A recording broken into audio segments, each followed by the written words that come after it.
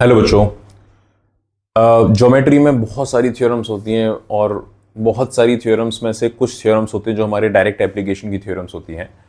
जैसे सेवियन थ्योरम हो गया, मेनेलिस थ्योरम हो गया। उसी में एक सीरीज में एक थ्योरम आता है स्टीवर्ट्स थ्योरम।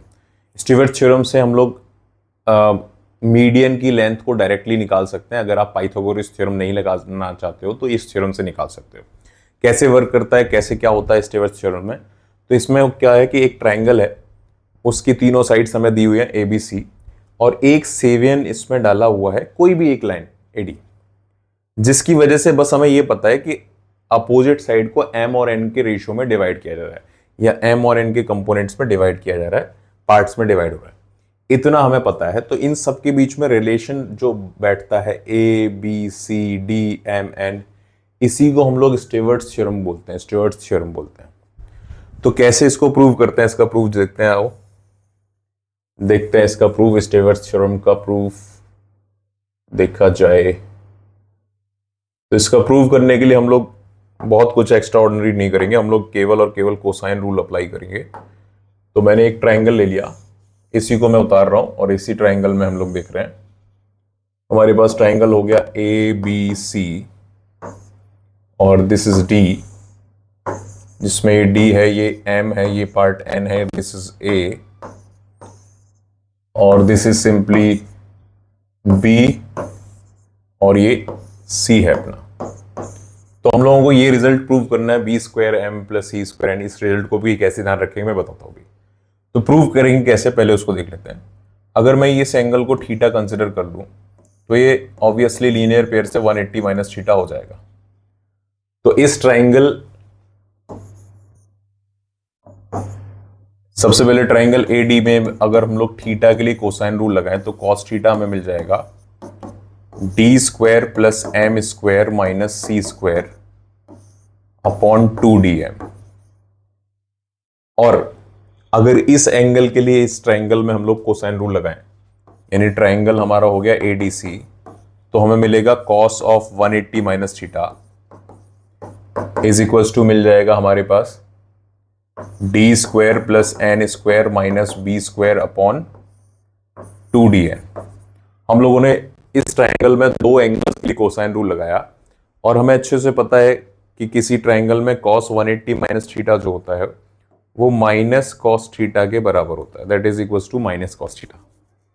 तो अगर ये माइनस कॉस थीटा के बराबर है तो हम लोग इक्वेट करने के लिए कुछ नहीं करेंगे, हम लोग सीधा सीधा इस कॉस थीटा को उठा के यहां रख देते हैं, सब्स्टिट्यूट कर देते हैं। तो इस कॉस थीटा की वैल्यू माइनस साइन के साथ हम लोग लिखेंगे minus D square M square minus C square upon 2dm is equals to D square plus N square minus B square upon 2dn। जो चीज कैंसिल हो रही है उसको हटा दिया, ये माइनस का है ध्यान रखना, ये प्लस का है। तो इसका जो n है, इस n को मैंने सामने इधर क्रॉस मल्टीप्लाई कर दिया, इस m को मैंने इधर क्रॉस मल्टीप्लाई कर दिया। तो हमें रिजल्ट क्या मिलने वाला है, इस माइनस के साथ मैं लिख देता हूं minus n times of D square minus n times of n square plus N C square is equals to m times of D square plus M N square minus B square M. ये हमें मिलने वाला है। और इसमें से हम लोगों ने अगर सब चीज़ों को पॉजिटिव साइन के साथ रखना है तो जो नेगेटिव साइड की चीज़ें हैं उसको एक तरफ भेज देते हैं और पॉजिटिव साइड की चीज़ें एक तरफ ले आते हैं। तो इधर ले आए M B square plus N C square, ये ले लिया और ये ले लिया, बाकी सबको उधर भेज देते हैं। उधर अगर भेज दोगे तो m times of D square में n times of B square जुड़ जाएगा, और एम एन स्क्वायर में एन एम स्क्वायर जुड़ जाएगा। तो LHS हम लोगों ने फिगर आउट कर लिया कि ये होने वाला है। RHS में इन दोनों में से डी स्क्वायर कॉमन आ रहा है, बचेगा m प्लस एन। इसमें से एम एन कॉमन आ रहा है, बचेगा m प्लस एन। तो मैं इस रिजल्ट को लिखने के लिए थोड़ा सा इसको मिटा देता हूं।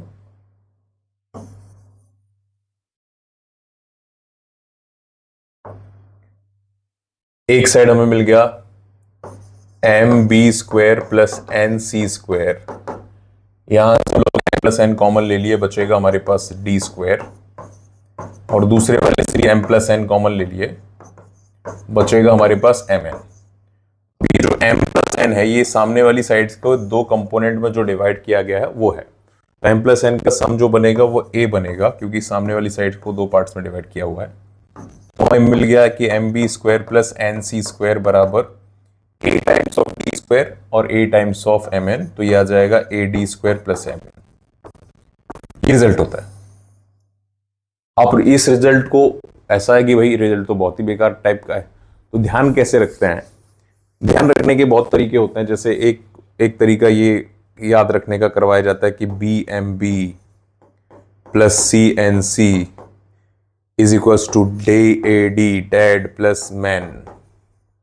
तो एक ट्रिक तो ये बताई जाती है कि B M B plus C N C is equals to dad plus man.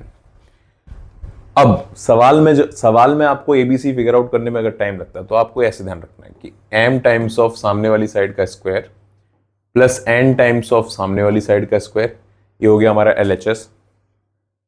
नीचे RHS में क्या आएगा? तो क्योंकि हम लोग इसको स्क्वायर में ले रहे हैं तो d बेचारा बुरा मान जाएगा, तो d को भी हम लोग स्क्वायर के फॉर्म में ले लेते हैं, d स्क्वायर, और इन दोनों का प्रोडक्ट ले लेते हैं। तो सामने आ जाएगा इस साइड के साथ ब्रैकेट में D square plus M N. तो ऐसे आप इसको ध्यान रख सकते हो। इस तरीके से हम लोग मीडियन का फॉर्मूला इस ट्रिक से निकालते हैं। स्टुअर्ट थ्योरम से हम लोग मीडियन का फॉर्मूला निकालते हैं।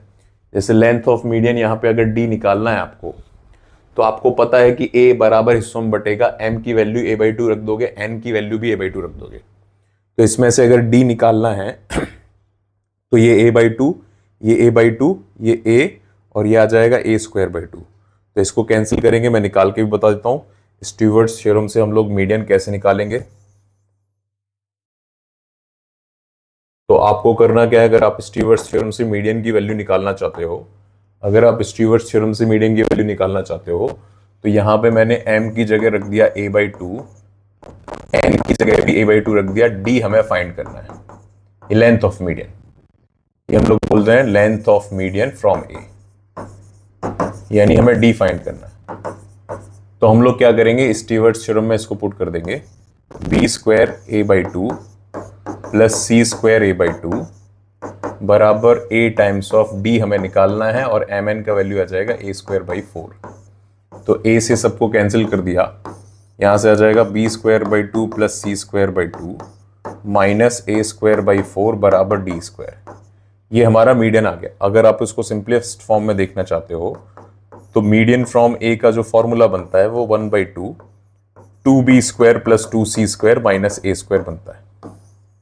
ये इसका एक एप्लीकेशन मैंने बताया है। और इसी तरीके से सबसे अच्छा यूज इसका एंगल बाइसेक्टर निकालने में होता है, क्योंकि एंगल बाइसेक्टर में ये जो m और n है ये c और b के रेशियो में आता है। तो स्टुअर्ट्स थ्योरम को एंगल बाइसेक्टर निकालने में यूज करना बहुत अच्छा फॉर्मूला है, आप कंफ्यूजन नहीं होगी एंगल बाइसेक्टर में। ठीक है, इसके बाद मिलते हैं नेक्स्ट वीडियो में इस तरह की और किसी थ्योरम को लेके। तो बाय बाय।